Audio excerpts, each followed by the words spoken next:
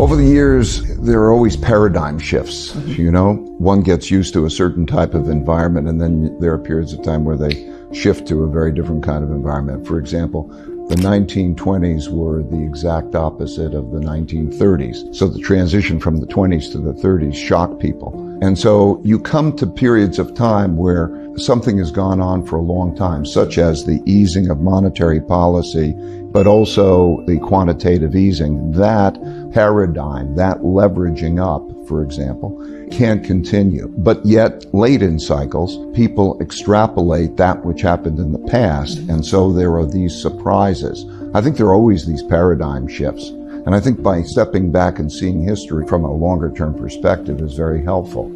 I think the Fed made a mistake, and I think the Fed understands that it made a mistake in assuming that this is a normal cycle. And what they thought was if you pick up growth and lower unemployment, you're going to produce inflation. We're living in a different world now for various reasons, a world of a lot of excess capacity, a world of digitalization and so on, in which that's not the big thing. The big thing is the fact that we're approaching an end of the power of central banks to stimulate. So the big thing is that we have a very big asymmetric risk. If the economy turns down, and we're late in the cycle, so a downturn will come, there's a lack of ability by central banks to be able to be stimulative and to reverse that.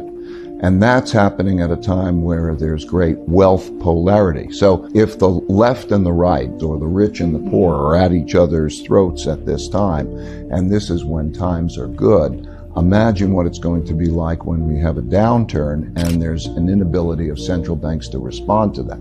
So that shift in Fed policy, which came at the end of the year, was necessitated by these weakening conditions around the world. I think the key is us staying on top of these changes that we're talking about and responding to them. First of all, I think every portfolio should have the right amount of diversification in it. Gold is an important portfolio diversifier. However, let me be clear, I don't think anyone should have a concentrated portfolio now, okay?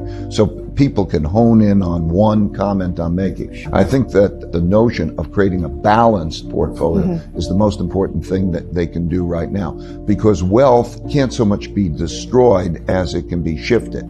And so the world right now largely looks, to me, leverage long. In other words, there's been a lot of borrowing to buy assets, to buy companies. Companies have borrowed money to buy their equities back and so on. That whole move of leverage long is where the market is. I think there's a vulnerability, what I'm saying is, to that kind of a portfolio, and that gold is one of the items that can diversify that. I believe it always should be a certain part of a portfolio because there's a certain environment that it diversifies the portfolio well, and a certain environment to worry about.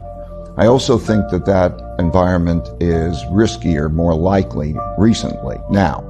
And that environment is one in which it becomes very difficult to stimulate the economy, and there's a desire to depreciate the value of currencies. Now think about a bond is really the currency. So when one owns a bond, or one owns a debt instrument, one is paid a pile of currency over a period of time.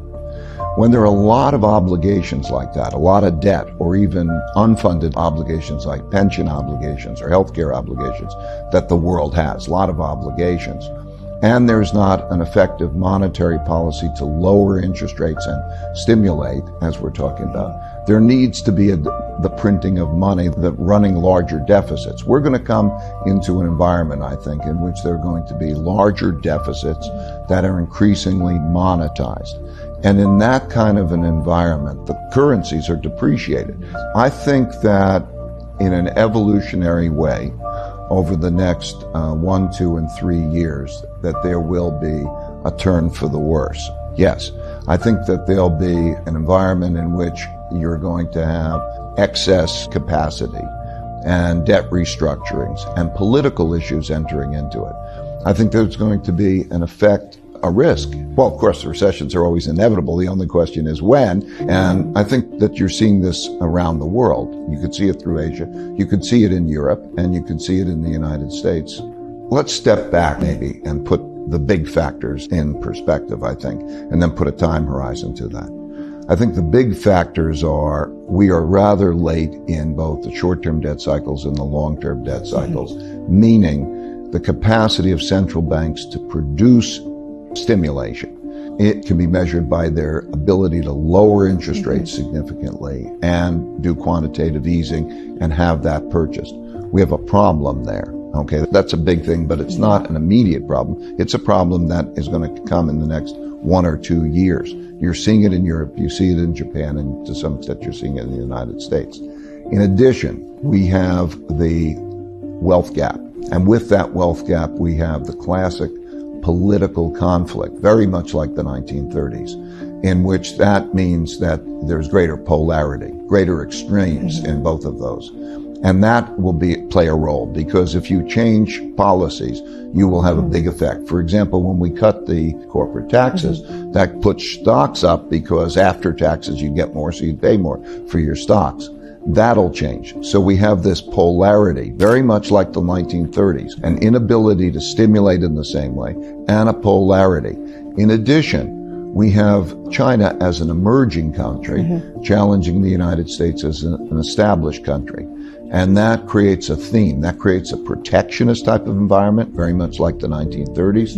And it also has implications in terms of all sorts of conflict and, frankly, sand in the gears of the efficiency of the economy. For example, the supply lines. In other words, we built an economy in which there was interdependency and efficiency coming from supply lines working in a certain way. Now, as we enter this environment of conflict, there needs to be, for personal security, for the security of the countries, there is a move toward independence. The United States says, I don't want your technologies. And China says, I can't depend on you giving me your technologies.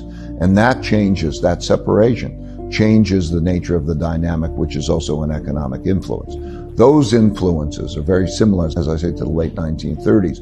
They will be dominant. They are evolutionary influences, but they'll play out over the next 1, 2, 3 years, I think, in creating a paradigm shift. The world we're going to be in is a very different world than the world we were in. The world we were in started in 2008 and had to do with central banks printing money and stimulating, and that is reaching its limit. And that's why I think we're going to see a paradigm shift. So what do you mean by a depression? Okay.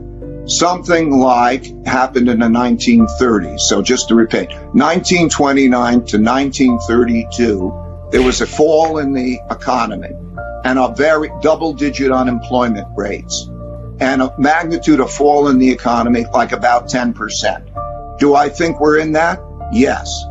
How was that dealt with? 1933. What they did is they printed a lot of money.